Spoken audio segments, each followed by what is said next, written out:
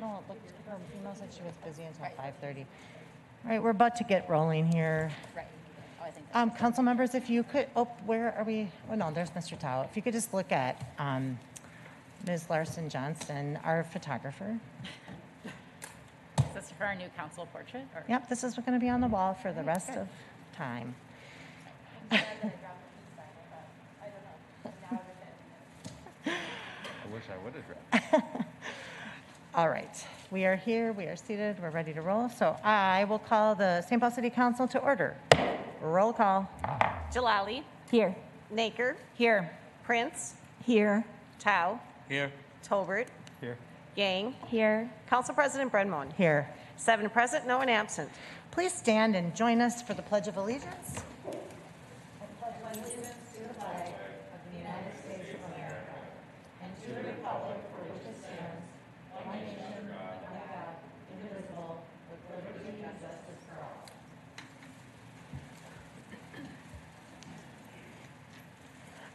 Typically, before we get started, I walk through some of the safety precautions we've taken in the council chambers to stop the spread of COVID to the extent possible, and at the same time meet in person. And I just do want to share, I appreciate folks being here today, wearing their masks. If you do testify up at the mics, we ask if you can keep your mask on while you testify. I know sometimes people take them off and on, but in the chambers, we ask you keep them on. We also ask that you get nice and close to your microphone because our HEPA filters are going. They keep the room quality at a very high level, but they're very loud and obnoxious. And these are the sacrifices we make. And we do have a limit on folks in this room. But again, appreciate your being here and appreciate folks speaking up and keeping their masks on.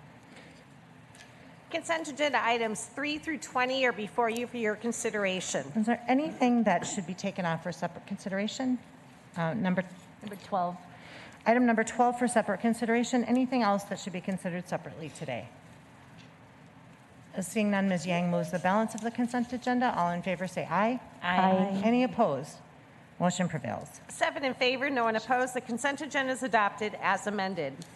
Item 12 is Resolution 22-110, approving the application with conditions per the Deputy Legislative Hearing Officer for the University of St. Thomas doing business with the same for an expansion of liquor on sale, 291 or more seats located at 2115 Summit Avenue.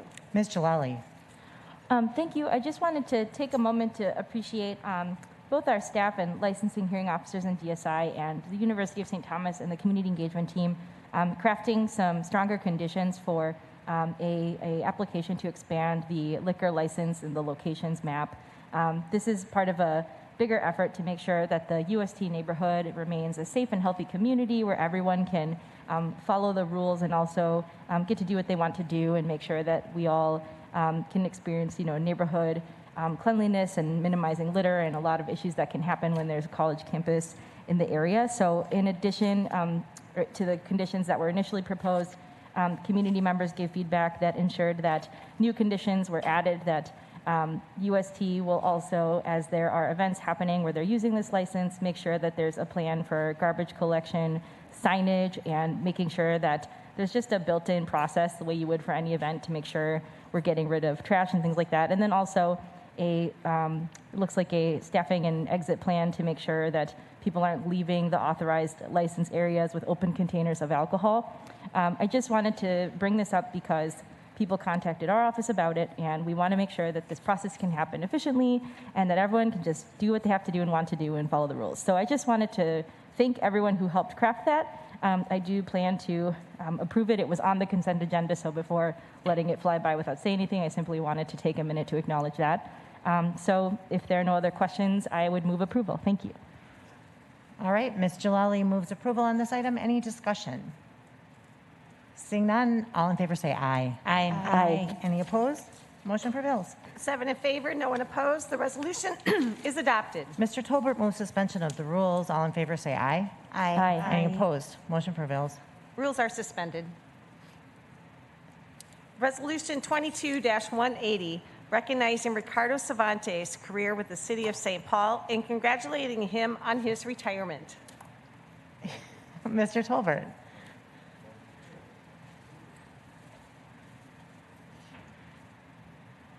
Mr. Cervantes, we tried to get the glitter cannons installed. The glitter cannons installed while we were out for COVID, but we didn't, so pretend the confetti is flying. Thank you, Council President. Director Cervantes, I have the honor of being able to read a resolution in your honor, and I will say before I read it that we had a lot of help from your staff and colleagues who did, I think, a group edit and a group write, and really appreciate it, and specifically Robert Humphrey, who quarterbacked the effort to get it done. So thank you to everybody who helped be a part of this, and I get the honor of reading it today, which is a great honor for me. Whereas Ricardo Cervantes grew up on Maria Avenue with his 7 brothers and sisters and is a proud graduate of Mounds Park Elementary, Mounds Park Junior High, Harding High School, and McAllister College. And whereas Ricardo started his career with the building trades, later becoming a federal employee under the Federal Aviation Administration, transitioned to working for the city of Minneapolis, and decided to come back to his hometown and began working for the city of St. Paul on November 1st, 2010 as Director of Departments of Safety and Inspections. And whereas Ricardo focused his career to create a business-friendly improvements to the Department of Safety and Inspections, and his guidance has led to the department receiving numerous national and local awards for innovation. And whereas Ricardo always brought a steady, thoughtful, project management and data-driven approach to successfully managing a large and complex and nuanced city department. And whereas Ricardo always led people equally and treated people, programs, and services equitably, his leadership led to the creation of the Equity Analysis Framework and completion of 3 major program impact assessments, helping to close the disparity gap. Whereas Ricardo readily accepted the role to lead the city's approach to managing the unsheltered homeless crisis, bringing to bear his compassion and endless energy, and leveraging his carefully built personal relationships to provide a safety-centered approach to best support those in the community most in need. And whereas Ricardo is an active member of his church, recently working with them to assist a Corinne family in St. Paul on their transition to American life, and whereas Ricardo served the majority of his years with St. Paul as the citywide volunteer coordinator for Habitat for Humanity, building homes for those who need it in St. Paul, and whereas Ricardo's creative and hands-on energies as a carpenter and tradesman have been channeled into beautiful and useful projects over the years, and whereas in retirement, Ricardo will be able to spend more time with his wife, Angela, their 3 children, Alex, Max, and Xavier, 2 grandchildren, his brothers and sisters, and numerous nieces and nephews. And whereas Ricardo enjoys traveling and is the renowned chef and foodie, whereas Ricardo will have more time to enjoy the Minnesota United Major League Soccer team, biking, and exercising. And whereas after 11 years with the city of St. Paul, Ricardo is bringing his public service career to a close. And now, therefore, be it resolved that the St. Paul City Council thanks Ricardo Cervantes for his many years of dedicated public service to the people of St. Paul. And be it further resolved, in honor of Ricardo's years of public service to the city of St. Paul, February 1st, 2022, his last day of employment with the city of St. Paul will be known as Ricardo X. Cervantes Day in the city of St. Paul. Be it finally resolved that the St. Paul City Council congratulates Ricardo Cervantes on his entrance into the next chapters of his life, where he may be able to enjoy the fruits of his many years of labor with his loving family. Thank you.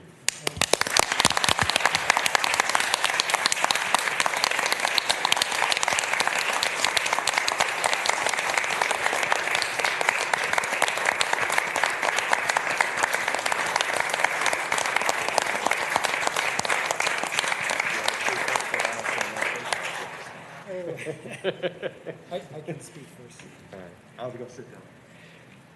Council President Bren Moen, you better start the 2-minute clock. No, I'll be brief. First of all, thank you, Councilmember Tolbert, Council. Thank you so much for the resolution. I want to first start by saying it's been an absolute honor to represent DSI and the city of St. Paul for the last 11 years. And I really owe much of my success to my team and to folks that I collaborate with on a daily basis. You know, I am blessed in so many different ways, and I would say that, you know, on top of that list is a staff that are deeply committed, deeply knowledgeable and have the right frame of mind in serving the citizens and residents of businesses of St. Paul. I did want to recognize a couple individuals who are in my executive leadership team. I see Travis Bistadu is here. My previous deputy director, Dan Nijelik, I know he was in earlier today, maybe tied up right now. Our other deputy director, Mary Prescott, who has been our program coordinator, who's really been the taskmaster in making sure that we follow up on all of our projects within DSI. And then, of course, all my managers, which I won't name them by name. And all of our staff. You know, I'm blessed in the fact that, you know, our trades, inspectors and leads are the most certified individuals to be doing the work that they do. We have a nationally recognized safety inspection program, which has been built by St. Paul and is now talked about all over the nation. And we continue to strive to do our best in improving the processes, much like Councilmember Jalali was just mentioning. Our process improvements have always been high on our list to improve our service to our community, to our businesses, and to all of our residents. And so I want to just call that out. And then lastly, I want to also just recognize my wife, Angela. Councilmember Tolbert, thanks for recognizing. I'll have more time, and I'm looking forward to that. But my family has often been my rock. My wife has been my advisor. She's been my soulmate, guides me, my moral compass on occasions, and keeps me on straight and narrow. And so I want to recognize all of the support that I've had from my wife. And then also I want to introduce my son, Max, and our newest member of the family, Gabrielle, in their support of me and our family throughout the years. You know, 11 years here, 20 years in Minneapolis. It's been kind of a long road, but I'm extremely grateful, and thank you. Director, before you go too far, I actually have a technical question for you. Not about DSI, but can you hear us where you're standing? We heard from PED earlier today that that's a node line dead zone. Can you hear? Council President, I had trouble hearing you when I was standing here. I can hear you a little bit better now. Okay. Yeah. Okay, that's good to know because we have a few things we'd like to say to you. Oh, okay. Okay. So before you walk away, would anyone like to contribute? Mr. Tao. Thank you, Chair. Director Savante, thank you so much for your service to the City of St. Paul, and in a way, thank you for being a mentor to me, especially in the DSI department. I know that I remember the first time we met and we did our one-on-one, and I said, "Wow, this guy, he's not as old as he looked with the hair, you know." I was kidding. Great. What I got from you was that you were someone who deeply cared about St. Paul, and you care about your staff and your department, and you were always someone that was trying to find a solution. I can call you anytime, whether the hours of the day didn't matter. You pick up and you quickly figure out what to do next and how to solve it. And you always did it with a empathetic spirit and not trying to punish but always trying to create accountability so that the resident or the business could be in harmony with their neighbors. And so I really appreciate your leadership and your service to St. Paul and to your family for allowing you that time to serve our city. So thank you so much, and I'll miss working with you for sure. Thank you, Councilmember Tao. Thank you. Ms. Jalali, and then Ms. Prince. Thank you. First of all, to your wife, thank you for being the woman behind the man. Now we know why all the work was so great. So mastermind behind it is evident. That was so heartfelt and wonderful. Thank you. When I just thought about the work we've gotten to share together, it struck me that I think you might be one of the only directors where I have talked to you while outside at an encampment trying to support vulnerable adults. I've talked to you while in a community policy session about protecting renters in our community and getting input on how we're going to do that in engagement sessions. And then there's just so many meetings that we've been in virtually or here in City Hall where we're just figuring out how to do this work, how to create more shelters for county and city ad hoc shelters to open up, and looking at our zoning code, how to serve people better in all these different ways. And you're just so dedicated, and you're connected to the work on the ground. And I really, on a personal level, will miss you. And on a professional level, just I feel the size of the hole that's being left behind, and we are hard pressed to fill that work. But you've really set a standard, and just honored to have gotten to work alongside you. Thank you so much for your leadership, Ricardo. Really, thank you. Thank you so much, Councilmember Jalali. Ms. Prince? First of all, I want to recognize you as a son of Ward 7.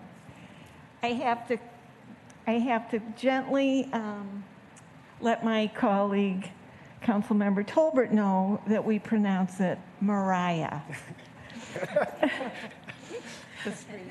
I said it that way to see if you catch it. I was paying attention. And a graduate of Harding, and along with your amazing family of St. Paul leaders. So we are so proud of you on the east side. You're the consummate professional. The whole time you've been here, you've taken on process and system improvements that have made our responsiveness to St. Paulites constantly better. Your kind and gentle demeanor makes you an exceptional leader of people, a really good boss. It's obvious. And your compassion made you just the right person to take on the huge challenge of helping our unsheltered homeless over these last really difficult 2 years. So it makes me nervous. I believe that much of the 2000s, we've had a Cervantes in the cabinet. And I'm a little worried that we will not, at least for the time being. And I want to thank you, Ricardo. You leave very big shoes to fill. Thank you very much, Councilmember Prince. And I'll just mention, Max just moved to St. Paul, so hey, there may be another Cervantes in the workforce soon. Ms. Yang? Director Cervantes, I want to say thank you so much to your service to the city of St. Paul. Whether it was a large systemic change that I wanted to see happen, or a concern that I had about, what our East Siders were experiencing and what they wanted me to relay to you, I really felt that when I had check-ins with you, that I was being listened to, and that you came to the table to be a problem solver. And I know that we still have many things that we are working on, and I feel very confident about whoever is going to be working after you in this position, that they will take on this work. And I hope that when you think back to all the years that you have been working in St. Paul, that you feel proud about that work, and that you are passing down a torch to the next generation of leaders who will be building our city to be the place where, all people want it to be, which is a place of, justice and equity for folks across race and class and gender and age as well. And really proud to be able to meet a leader like you, and wishing you the best in your future endeavors. I'm really excited for you as you retire and get to spend time with family, because I know that a lot of the times, you really had to put in more time into your work, but your family also needs you too. So I'm very happy for you, and thanks again for everything. Thank you very much, Councilmember Yang. Ms. Naker, and then Mr. Tolbert.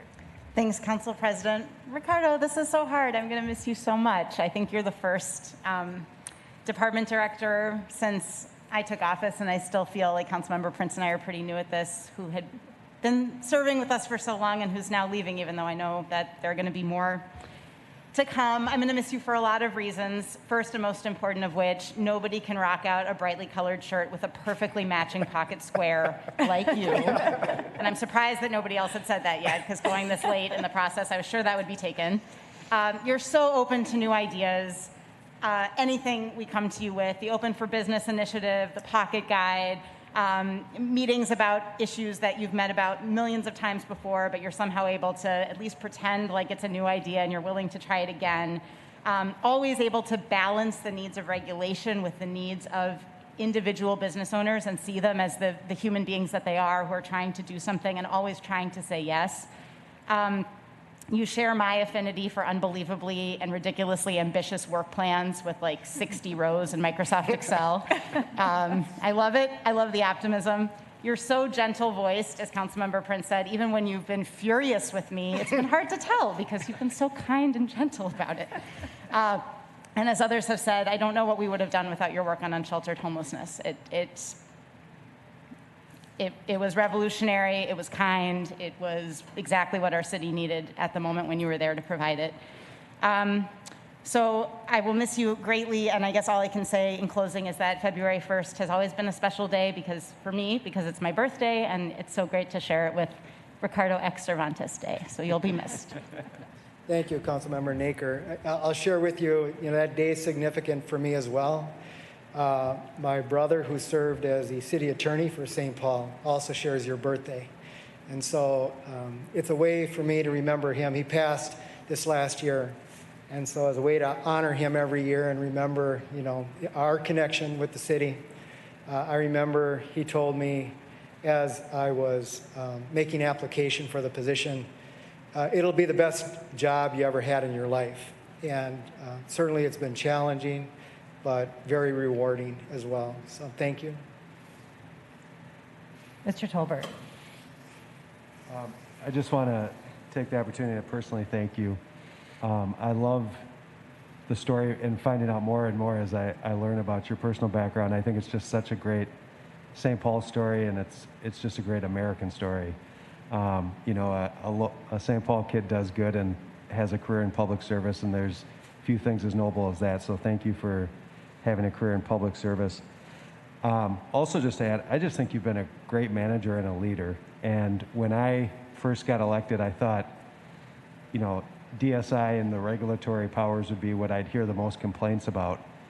And not to say there hasn't been a few complaints here and there, but DSI under your leadership has always been user-friendly, or tried to be, and worked with people and make them understand why certain regulations are there, and also tried to work through problems. And that's not what I had heard, and that's not what I expected, and it's exactly what's been the case. And one of the things, and I think I've talked to you about this in the past, is I think DSI is one of the most underappreciated departments in the city, and one of the most important, because it really is about public safety.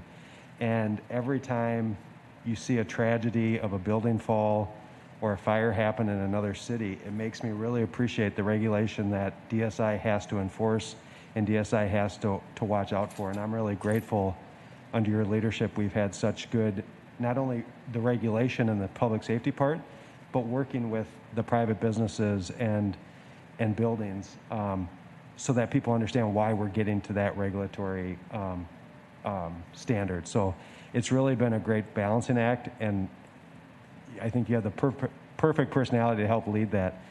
A few other things I'll say is the homeless encampment work that you've done will be a national model. It should be a national model, and we're really grateful that you were at the right place at the right time to help lead that. Also, I didn't fully appreciate what a Minnesota United loony fan you were until we were at the announcement of the All-Star game.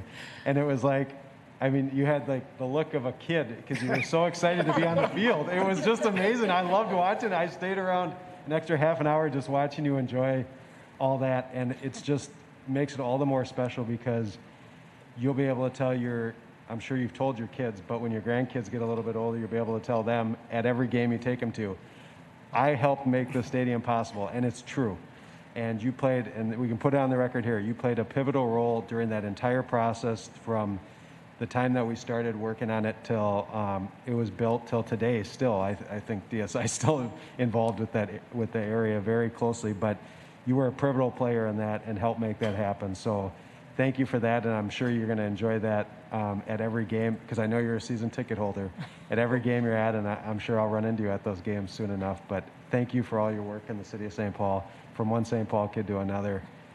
Thank you. Thank you, Councilmember Tolbert. I'll just mention that what greater gift to be able to come back to your hometown and serve in a capacity of leadership and be able to see the transformation of your city, within your tenure. Has been a wonderful 11 years, CHS Stadium, Allianz Field, and we've just seen so much investment in our city. And I'm really excited about where St. Paul is going. And so, thank you. Thank you, and I get the honor of wrapping things up here today. First of all, thank you. Thank you. Thank you for bringing your family and a bevy of department directors as well. I think it just shows, the levity, the importance of this moment. We usually see you when we're in problem solving or triage mode, or we're trying to figure something out, and sometimes just in real trauma. And today is a really great opportunity for us to pause and celebrate and honor and respect you for what you've contributed to the city and to our roles as council members. I believe that you've served in some of the most challenging times. When we started working with you, Chris and I started, we were in the middle of the housing crisis. We had 2,500 vacant homes in the city. And it was just complex, scary, lots of very challenging time when you took the helm of the Department of Safety and Inspections and drove it through the COVID crisis. And we've heard many examples of the things in between and your leadership in the COVID crisis. But I have always had the full confidence in your steady leadership, and also really appreciated your willingness to listen and learn and grow and push back and challenge us, and made us better council members and made our city better.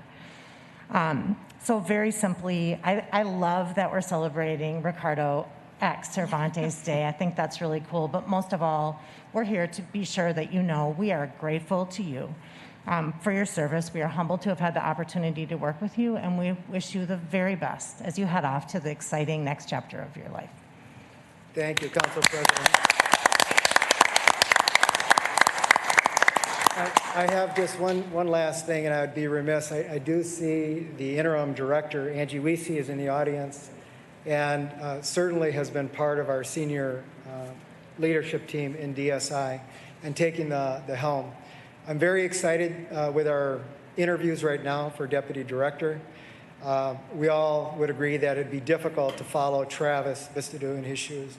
But we have some very good candidates, and I'm very excited around the leadership in DSI. So I believe you'll be well served with the interim as well as the permanent staff members that are joining the team.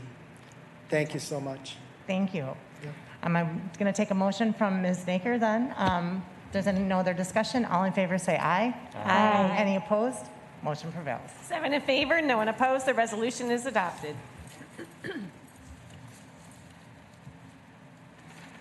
Item 21 is Resolution 22-109, authorizing the execution of a joint powers agreement with the City of Minneapolis, Ramsey County, and Hennepin County, and application to the Economic Development Administration's Good Jobs Challenge.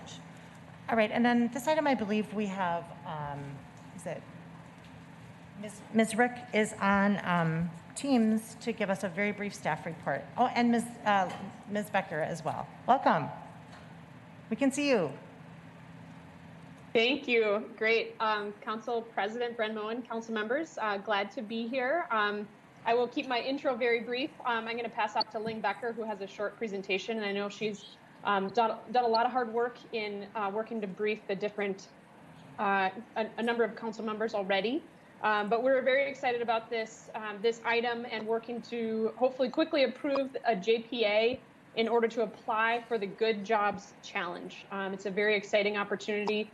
And I know Ling and I are both feeling very inspired with Director Cervantes' retirement, all the words, and we certainly hope to keep the inspiration moving after that in order to support the great residents and businesses of St. Paul.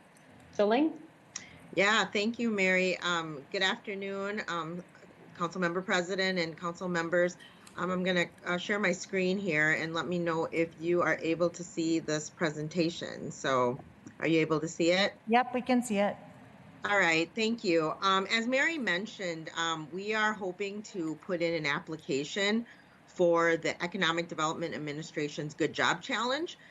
This would be done in partnership between the City of St. Paul, Ramsey County, Hennepin County, and the city of Minneapolis.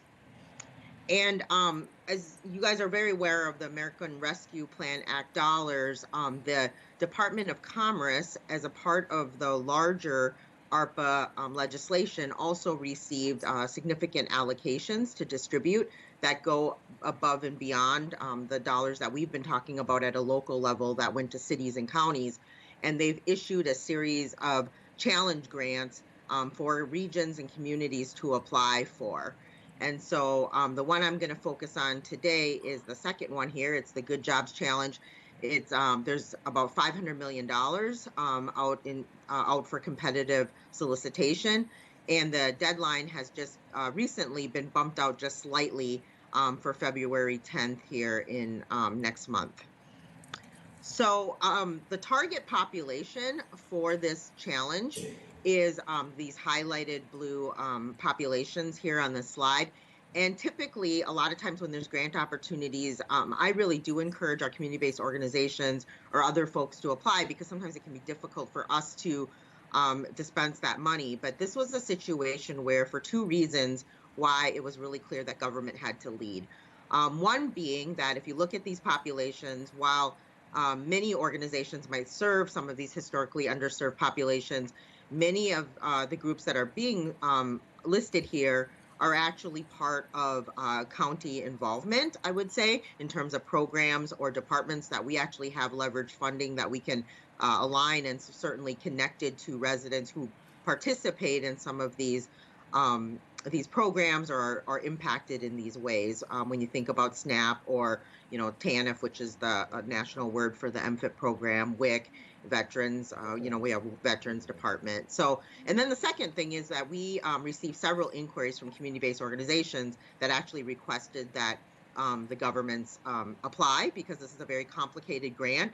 It is significant grant management for the large federal dollars. And so this would be a great way to bring resources to the community while having government take on the burden of administering and managing the money. So as I mentioned, it's $500 million to get Americans back to work. Really, the challenge is to reorientate and strengthen our regional workforce system through sectoral partnerships. And really, the outcomes that we're being asked to create is, job placements and wage increases for our residents. So let me see here. I'm trying to get my slide to move here. So there's going to be about 25 to 50 awards, probably in the range of 5 to 25 million. We have just wrapped up our budget. We are really close to the 20 million mark here in our grant. This does not require matching, unlike some of the other EDA grants. This is a 100% grant rate, which makes it very attractive for us to also go try to get these dollars for our community. And I'll just do a quick, maybe you want this detail, maybe not, but really we're going to be, the lead entity is going to be our JPA of our governmental organizations, and we are going to create 3 sectoral partnerships around technology, healthcare, and construction within our area. And so within each of those sector partnerships, we need to organize a wide table that includes all these different community partners, whether it's the workforce board, whether it's training organizations, business alliances, ABE, community-based organizations. But all of that is centered around a backbone organization that actually has convening power to bring employers particularly to the table. And so we've identified 4 backbone organizations for our 3 sectors. So I'll talk about that in a moment.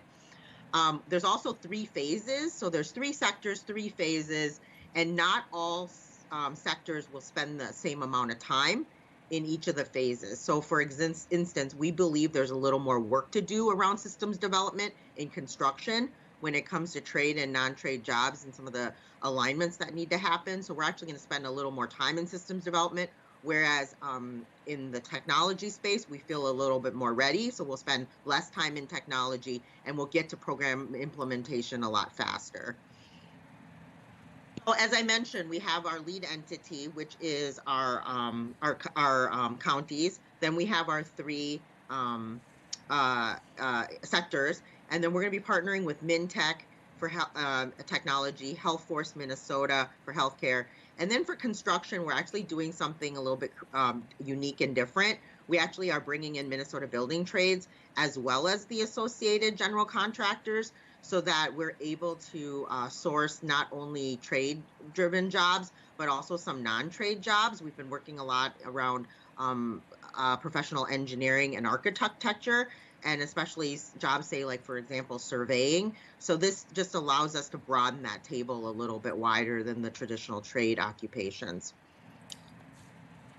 And then lastly, this just talks a little bit about the different organizations and their credibility to be backbone organizations. Each of these four are extremely experienced in terms of bringing employers to the table and the workforce connections that they have with employers. So we feel like that they're going to be a great fit.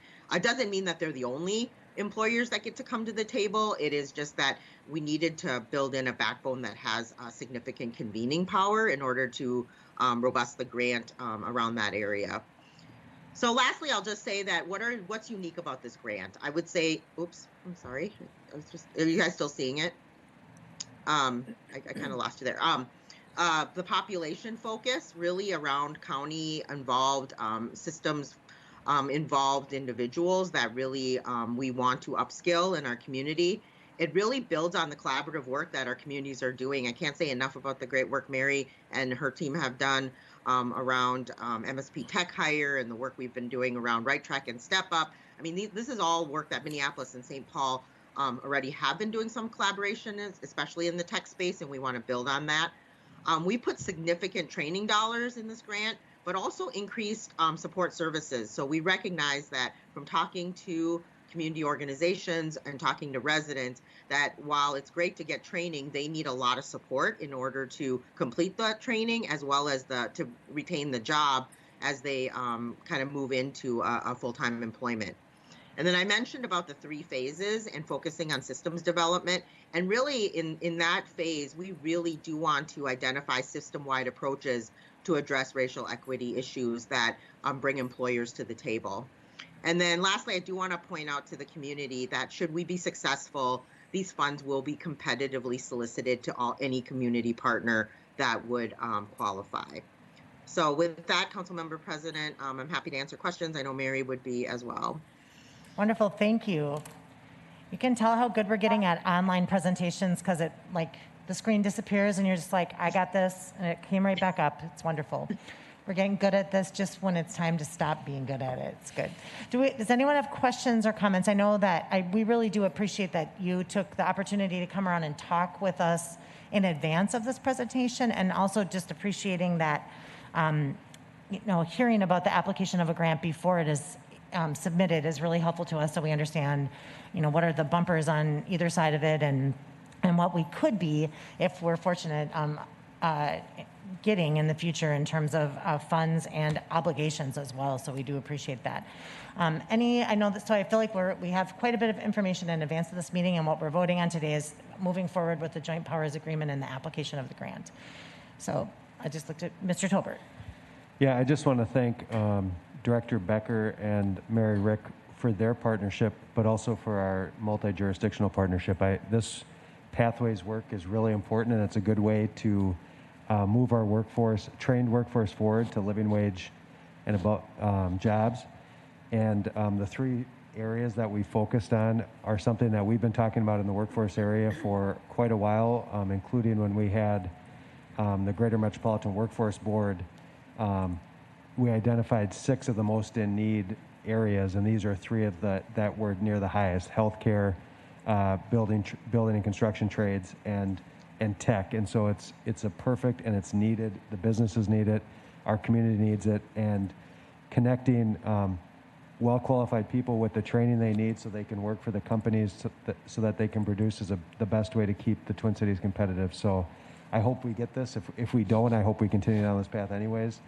But thank you for your leadership on this, and I think that the partnership that we have with Hennepin County and Minneapolis, they are also fully in on this and have been for a couple years, so it's fantastic. As always, just make sure that the East Metro and St. Paul gets our fair share. But I'm supportive. All right, I'm going to take that as a motion. Any further discussion? Seeing none, all in favor say aye. Aye. Any opposed? Motion prevails. 7 in favor, no one opposed. The resolution is adopted.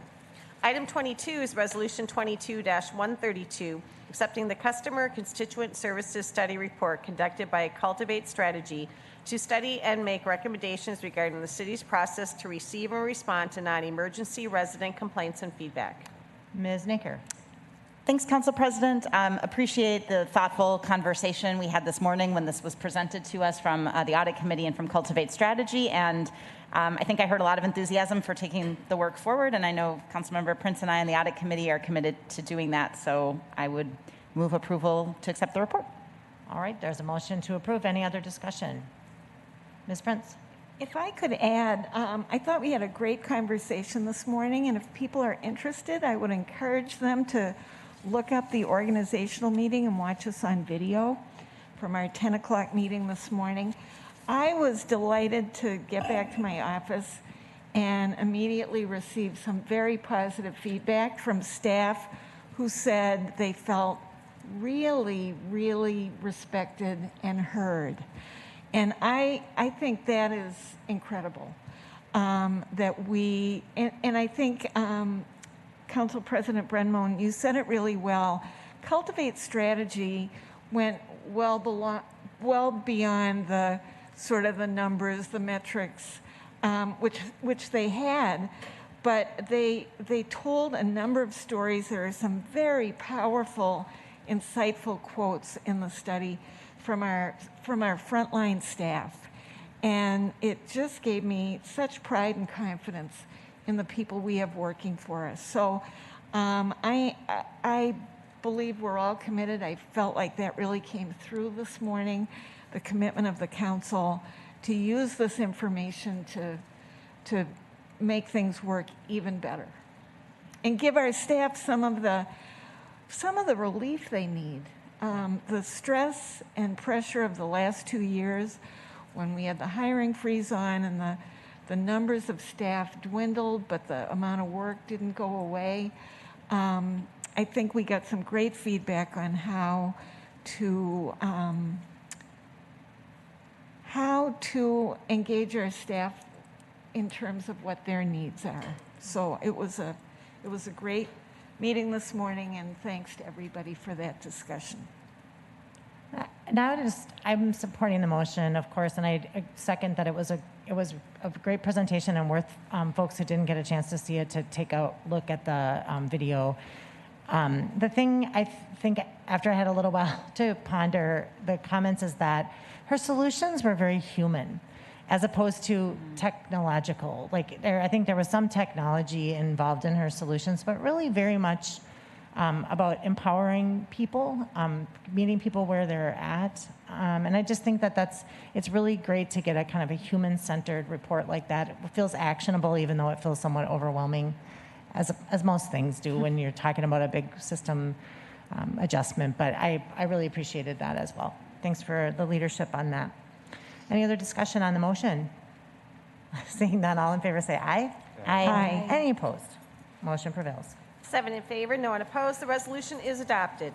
Item 23 is Resolution 22-96, appointing the firm of Iverson Ravers to special counsel representing St. Paul Police Officer Jeremy Dover Spike in the matter of Colors Doherty et al. Versus City of St. Paul et al. This was laid over from last week. All right, and this item was laid over from last week, and we just would like to invite Portia Hampton Flowers from the City Attorney's Office just to give us it's equivalent of a staff report. I think that there's just some questions that came up right in advance of last week's meeting, just about why are we doing this? What is the requirements behind this, and just to kind of fill in the legal framework around the next two agenda items would be helpful for council members. Thank you, Council President Brenmoen. The agenda items that are before you came as a result of litigation that the city is involved in, wherein 7 officers in the City of St. Paul have been named as defendants in relation to the death of Marcus Golden that occurred in 2015. 2 officers that are named as defendants fired their weapons as Marcus Golden attempted to flee or evade the officers. The matter was investigated, a grand jury was impaneled, and no charges were filed against those officers. In January of 2021, approximately 6 years later, the family filed a federal lawsuit against those 9 officers and the city of St. Paul. The city of St. Paul is statutorily required to provide defense and indemnification to its employees when they are performing their duties. There is a statute, Minnesota Statute 46607, Subdivision 1, which states that a municipality shall defend and indemnify its officers and employees, provided that the officer or employee was acting within the performance of duties of the position and was not guilty of malfeasance, neglect of duty, or bad faith. So far, there has been no determination that these officers that were involved in the shooting of Marcus Golden act outside the scope of their employment or engaged in malfeasance. As a result, the city is statutorily required to provide them with defense and indemnification. In December of 2021, December 12th, the court issued an order allowing the plaintiffs to amend their complaint to add a claim under Minnesota's wrongful death statute. As a result of that claim, and as a result of the claims asserted in their amended complaint, each officer is entitled to an individualized defense, and the city cannot provide representation to both of those officers, nor can the city provide representation to one of those 2 officers without limiting its ability to defend the other officer. Under the Minnesota Rules of Professional Conduct, a lawyer is not allowed to represent an individual when there is a conflict of interest. And a conflict of interest exists when there is a risk that the representation of one or more clients will materially be limited by the lawyer's representation of another client. Because of that ethical obligation that we have, we cannot provide representation to those 2 officers that were involved in the shooting of Marcus Golden. I want to make sure that the council is aware that the city of St. Paul City Attorney's Office is representing the 7 other named officers that are involved in the lawsuit, as well as the city of St. Paul.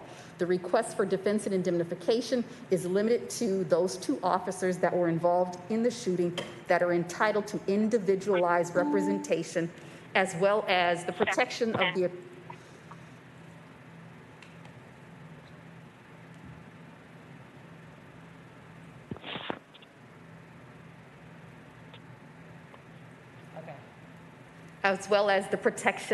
attorney-client privilege that comes with that representation. Lastly, Section 5.02 of the city charter authorizes the city attorney's office to seek the appointment of outside counsel when a conflict of interest exists, which brings us here today requiring the city council's approval of the appointment of outside counsel for those 2 officers. Thank you very much. And we really, as we're transitioning from being out of the office and back into the office, I know that the city attorney's office is very reliable on giving us these briefings in advance of these things coming up on the agenda. In this case, we did not have that briefing in advance. So this is very helpful for us because it's complicated, it has a legal basis, and so the clarification is very appreciated. And I know that it's outside of the norm to not get briefed in advance of the meeting, so acknowledging that it was a unusual set of circumstances, so we thank you for being here today. Does anyone have any particular questions for Ms. Hampton Flowers, or is that? Okay, thank you. Thank you.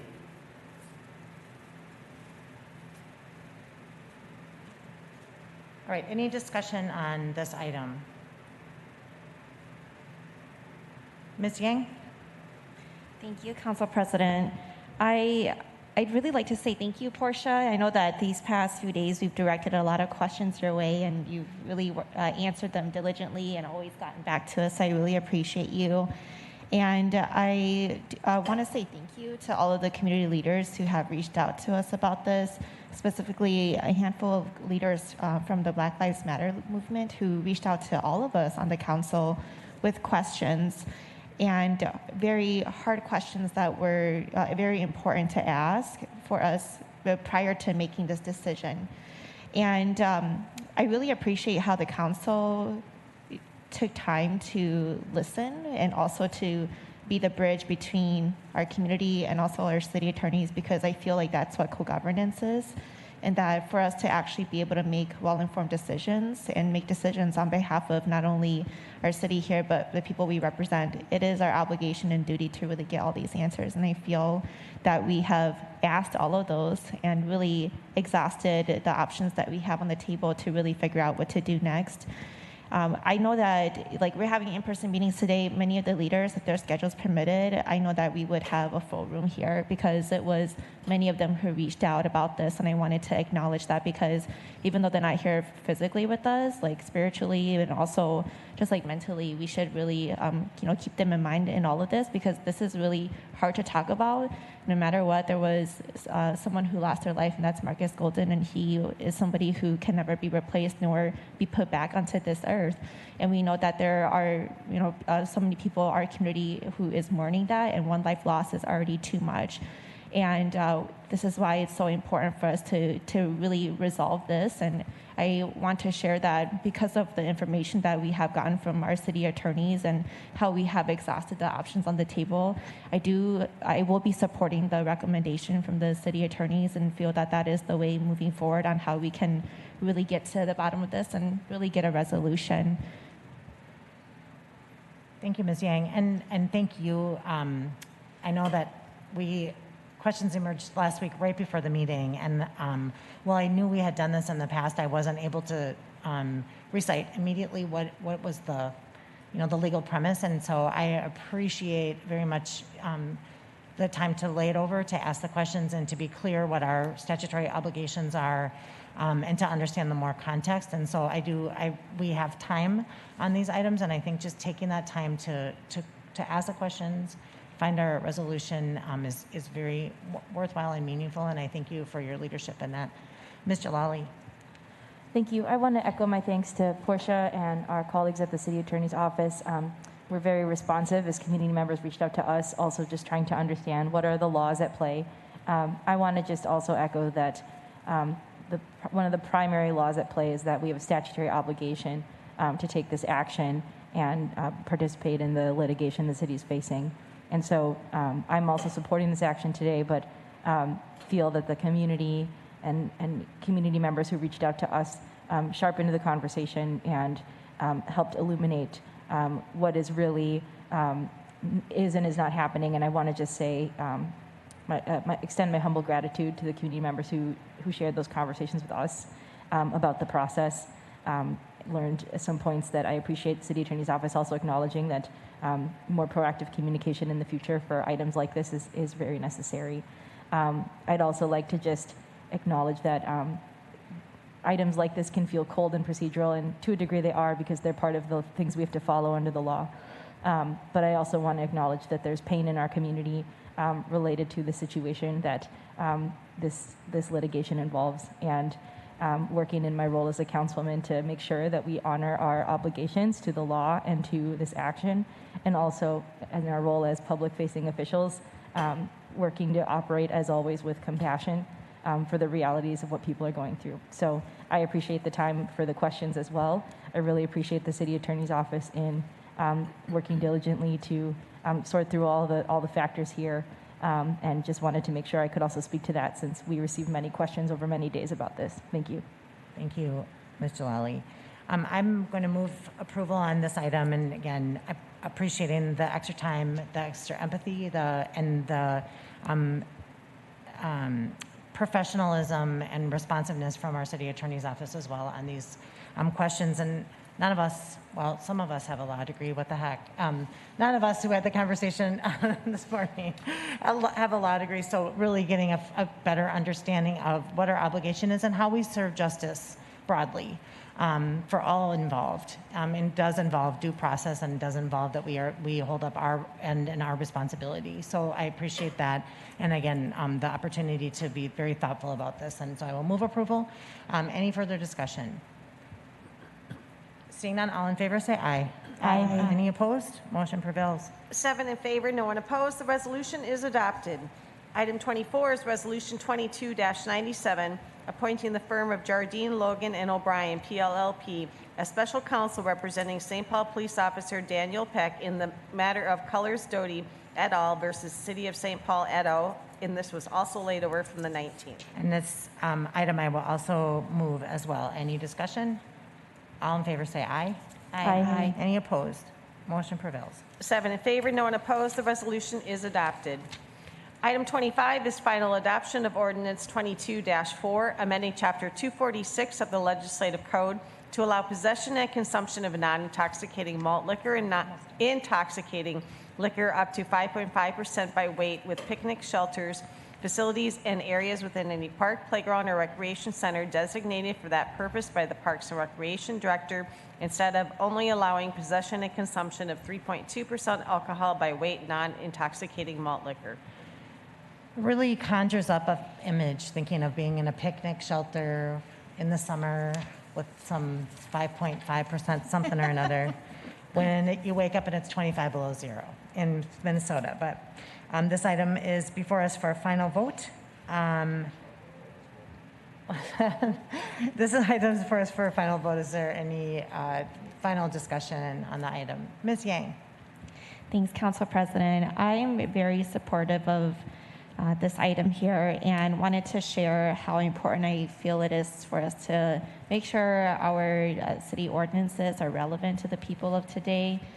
And also, this is long overdue because I remember growing up within our Hmong family clans, we would always host very, very large clan picnics at our St. Paul Public the picnic shelters. And I always remember, like, many people always saying, okay, we think that the rule is this, we think that it's this, or, okay, well, since we don't really know, let's just not bring any alcohol at all. And so that was pretty much how it was for me growing up, and that's coming from a community of refugees, immigrants who, as you all know, are not doing this type of work on a daily basis, nor even really knowing what our ordinances are, and their experiences are so common for even folks who actually are very well in tune with government work already too. And so I just really wanted to share that because it makes me think so much to those stories growing up, and I feel that this is going to benefit so many people in ways that they don't even know, and that we should really do our part in sharing this out to our communities. It's going to be something that they're very pleased about. So thanks, Director Hom, to you and your staff for all your work on this. That's great. I'm going to take that as a motion. This is in alignment with conversation this morning about if the rules aren't working, it's our job to fix them. And thanks for the leadership from Parks on this item, so we can correct this ordinance so that most people can conform to it most easily. Any other discussion on Ms. Yang's motion?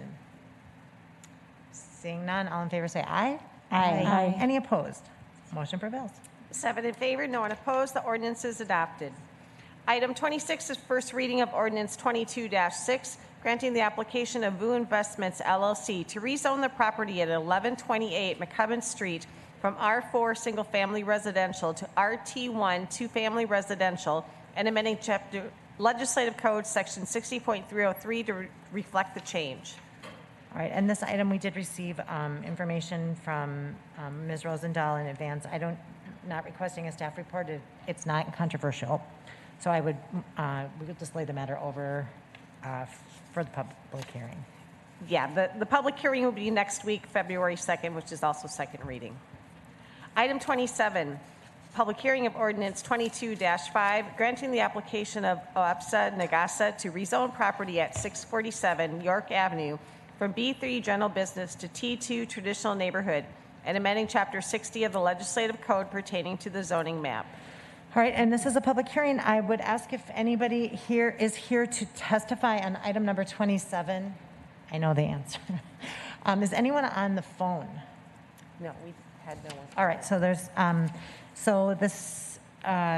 Ms. Yang would move to close the public hearing and lay the matter over for final reading. Any discussion? All in favor say aye. Aye. Any opposed? Motion prevails. 7 in favor, no one opposed. The public hearing is closed and the ordinance is laid over to February 2nd for final adoption. Item 28, Resolution Public Hearing 21-342, amending the financing and spending plans in the Department of Public Works capital budget to assemble final funding for the demolition of the city-owned 677 Pierce Butler property as part of the Pierce Butler realignment project. All right, this is a public hearing. Is there anyone here to speak to this item? And Mr. Tao, were you looking for a staff report or information on this item? I'm not. All right. So Mr. Tao would move to close the public hearing and approve. Any discussion? All in favor say aye. Aye. Any opposed? Motion prevails. 7 in favor, no one opposed. The public hearing is closed and the resolution is adopted. Item 29, Resolution Public Hearing 22-13, authorizing the Police Department to accept a grant from the state of Minnesota, acting through its Commissioner, Department of Natural Resources, for the 2022 No Child Left Inside grant. All right, this is a public hearing. Is there anyone here to speak to this item? Seeing none, Ms. Jalali moves to close the public hearing and approve. All in favor say aye. Aye. Any opposed? Motion prevails. 7 in favor, no one opposed. The public hearing is closed and the resolution is adopted. Item 30 is Resolution Public Hearing 22-12, approving the application of the Minnesota United FC for a sound level variance in order to present amplified sound on February 2nd within the street and beer garden area at Allianz Field, 400 Snelling Avenue North. This is a public hearing. Is there anyone here to speak to this item? Seeing none, Mr. Tom moves to close the public hearing and approve in proper gear. Yes. All in favor say aye. Aye. Any opposed? Motion prevails. 7 in favor, no one opposed. The public hearing is closed and the resolution is adopted. Legislative hearing consent agenda items 31 through 43 are before you for your consideration. Good afternoon, Ms. Bormand. There's no one here to testify on a legislative hearing item, and therefore I will withhold any staff reports. All right. So then, hearing that, we will take item 31 through 43 at this time. If anybody is here to speak to items 31, 32, 33, just kidding, to 43, this is a public hearing. All right, seeing none, Ms. Naker moves to close the public hearings and approve as amended. All in favor say aye. Aye. Any opposed? Motion prevails. 7 in favor, no one opposed. The public hearings are closed and the consent agenda is adopted as amended. All right, there is nothing else to come before us today, so we are adjourned.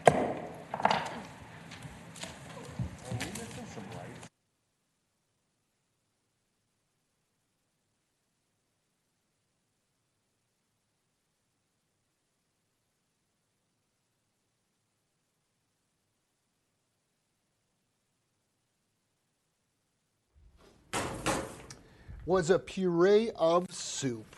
And I'll just plate this up very quickly.